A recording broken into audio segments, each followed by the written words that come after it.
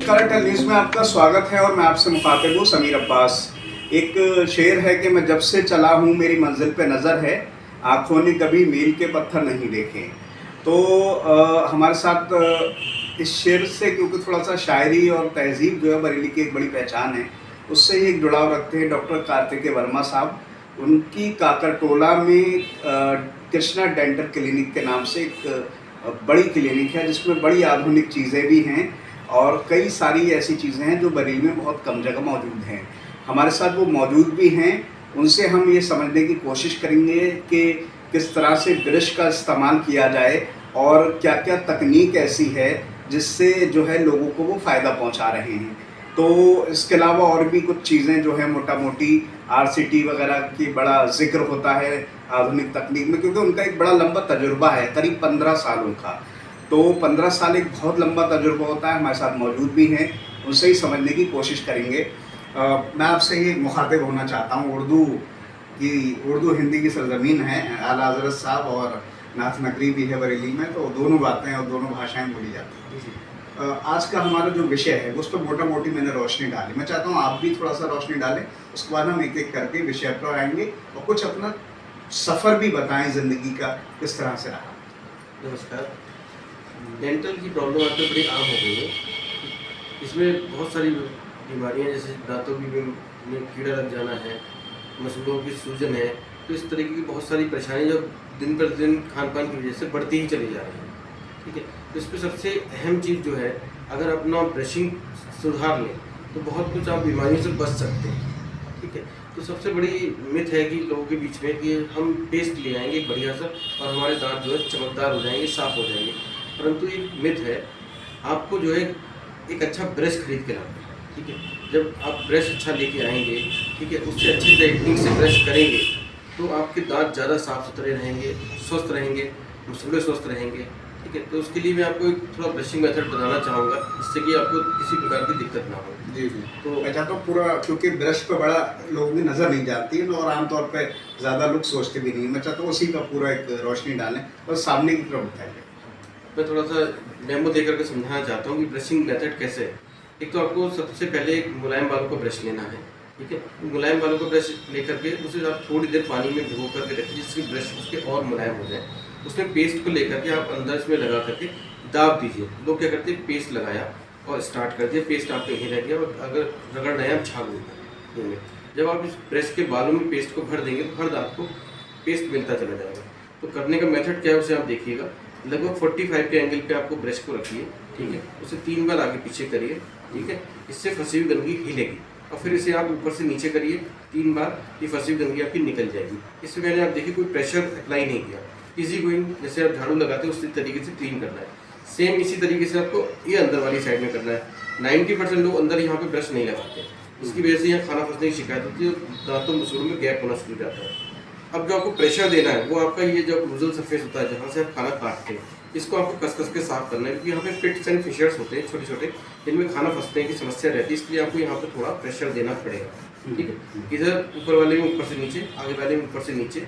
ठीक है, नीचे वाले में सेम इसी मेथड को रिपीट करना है। इसमें क्या करना है, सिर्फ मोशन चेंज करना है, आगे पीछे, इसमें नीचे से ऊपर, ऊपर वाले में ऊपर से नीचे, नीचे वाले में नीचे से ऊपर, सेम इधर आगे पीछे नीचे से ऊपर। यहाँ पे आपको सेम उसी तरीके से प्रेशर देना और इधर नीचे से ऊपर, नीचे से ऊपर।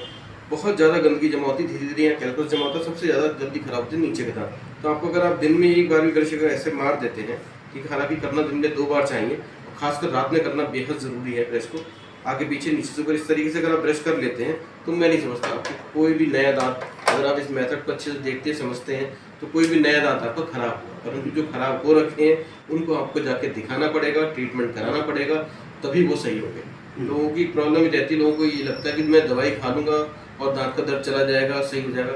दांतों का ट्रीटमेंट एक मैकेनिकल ट्रीटमेंट है, जब तक आप ट्रीटमेंट नहीं कराएंगे उस दांत का तब तक उसका कोई इलाज संभव नहीं है। दवा समाधान नहीं है, दवा जो है आपको फौरी तौर पर सिर्फ राहत दे सकती है बस। तो ये चीज़ों से बचिए, दवाई ज़्यादा मत खाइए, इलाज कराइए। इलाज कराएंगे तो आप कम दवा खाएंगे, अपना पैसा भी बचाएंगे और दांत को भी स्वस्थ रखेंगे। अच्छा, आपने बड़ी अच्छे अंदाज में बताया एक ऐसी चीज़ जिस पे लोगों की नज़र नहीं जाती, ब्रश को जिस तरह से आपने ये बताया किस तरह साफ करना है, तो कितना टाइम इस पर काम करना चाहिए? लगभग 1.5 से 2 मिनट का समय लगेगा। अच्छा। और सुबह शाम 2 बार, खासकर रात में तो ज़रूर ब्रश करके सोना चाहिए। हम्म। अगर आप रात में ब्रश नहीं करते हैं तो निश्चित मानिए कि आपके दांत बहुत जल्दी खराब हो जाएंगे। हम्म। अच्छा, एक बात मैं आपसे जानना चाहता हूँ कि आपने 15 साल एक बड़ा लंबा अरसा होता है, तो आपने टेक्निक को बदलते हुए भी देखा है। आजकल क्या इस तरह की टेक्निक आ गई है, खास तौर से जो RCT का ज़रा जिक्र होता है उसमें? आरसीटी में बहुत एडवांसमेंट आ गया है। अब अभी समझिए आप करीबन 97% तक चांसेस रहते हैं आरसीटी सक्सेसफुल के। सबसे बड़ा एडवांसमेंट है कि पहले एक्सरे जो होते थे वो नॉर्मल जो डेवलपर और फिक्सर में डाल के सुखाए जाते थे। अब जो है आरबीजी सिस्टम आ गया है, इसमें रेडियो वीडियोग्राफी होती है। आप तुरंत देख सकते हैं कि क्या आप वर्क कर रहे हैं। पहले क्या होता था, थोड़ा ब्लाइंड प्रोसीजर रहता था कि आप एक्सरे कर रहे हैं उसके बाद देख रहे हैं, तो टाइम पीरियड भी ज़्यादा लगता था। टाइम बहुत शॉर्ट हो गया आरबीजी के आने से, आपका एक्यूरेसी भी बहुत बढ़ गई। नए नए इंस्ट्रूमेंट आ गए हैं एंडोमोटर से, जिससे पहले आप हाथ से काम करते थे मैनुअली, अब वही काम एंडोमोटर से बहुत ही कम समय में हो जाता है। हम्म। अच्छा, आप अपनी क्लिनिक पे और ख़ासतौर से इस इलाके में बड़ा आपको मान सम्मान भी मिलता है, क्या क्या तकनीक मुहैया करा रहे हैं आप लोगों के लिए, ख़ासतौर से दांतों के साथ? मैंने अभी खास एडवांस जो हमारे डीसी एक्सरे लगाया है, ठीक है, बहुत ही एडवांस एक्सरे है, ठीक है। उसके एक्सरे में सबसे बड़ा फायदा रहता है एक्सपोजर उसका बहुत बहुत ज़्यादा मिनिमाइज एक्सरे एक्सपोजर रहता है, तो पेशेंट को भी हार्म नहीं होता और डॉक्टर को भी हार्म नहीं होता। तो पुराने एक्सरे आते थे तो बहुत हैवी एक्सपोजर रहता था, तो दोनों को ही हार्म रहता था। नई टेक्निकी नए एक्सरे आ रहे हैं जो अप्रूव्ड हैं गवर्नमेंट के थ्रू, और इसमें डीसी एक्सरे से फ़ायदा रहता है, एक्सपोजर का टाइम बहुत कम है, तो 2 एक्सपोजर आपको लेना है पेशेंट। अच्छा, DC एक्सरे का आपने जिक्र किया, तो किस तरह से वो और टेक्निक के मुकाबले बेहतर है?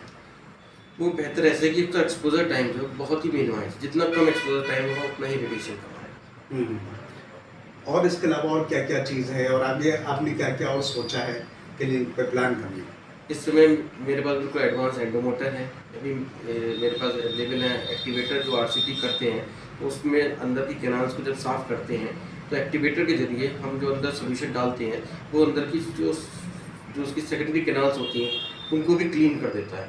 तो ये बहुत एडवांस टेक्निक है एंडो एक्टिवेटर, वो भी हमारे पास अवेलेबल है।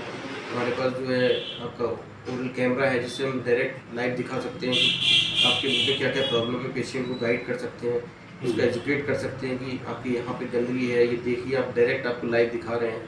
तो इस तरीके की बहुत सारी टेक्निक है। मेरे पास बहुत एडवांस मटेरियल्स हैं, अलग अलग तरीके के मेरे पास कंपोजिट्स है, जिससे पहले ज़माने में काली फिल्म मतलब एमलगम टाइप की फिल्म होती थी। एडवांस जो मेरे पास डेंस प्लाई की जो है कंपोजिट्स हैं, जिससे एकदम दांत के कलर की फिल्म होती है। आप आइए 10 मिनट में आपके दांत से पहले जैसा हो जाएगा, तो पेशेंट को भी बड़ी खुशी होती है कि हाँ इतनी जल्दी मेरा इतना बढ़िया ट्रीटमेंट मिल गया। अच्छा, विषय तो बहुत सारे हैं, मैं चाहता हूँ और कुछ अपनी क्लिनिक का टाइमिंग के बारे में बता दें, कहाँ स्थित है, वैसे तो मैंने बता दिया, और ताकि लोगों को पता चल सके।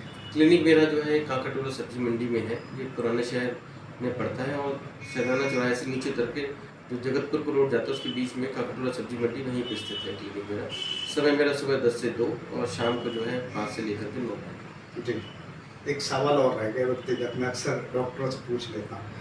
डॉक्टर किसी भी तरह का हो, चाहे BDS डॉक्टर हो या सर्जन हो, बिजी लाइफ तो है, और ख़ासतौर से जब आपकी शोहरत और आपका नाम आगे पहुँच जाए, और आप तो IMA से जुड़े हुए हैं, तो बहुत सारी मरीज़ों में बिज़ी रहते होंगे। मैं देख भी रहा हूँ, इस बीच कई सारे मरीज़ आए।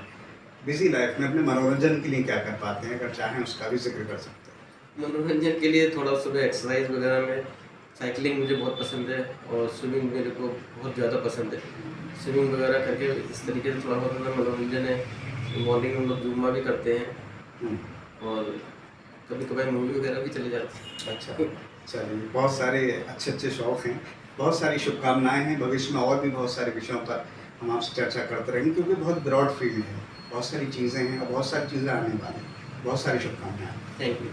तो हमारे साथ थे डॉक्टर कार्तिकेय वर्मा जी, जिन्होंने बड़े खूबसूरत अंदाज में किस तरह से ब्रश का इस्तेमाल किया जाए उसका जिक्र किया, बताया। इसके अलावा RCT जो एक आधुनिक तकनीक है उसका जिक्र किया।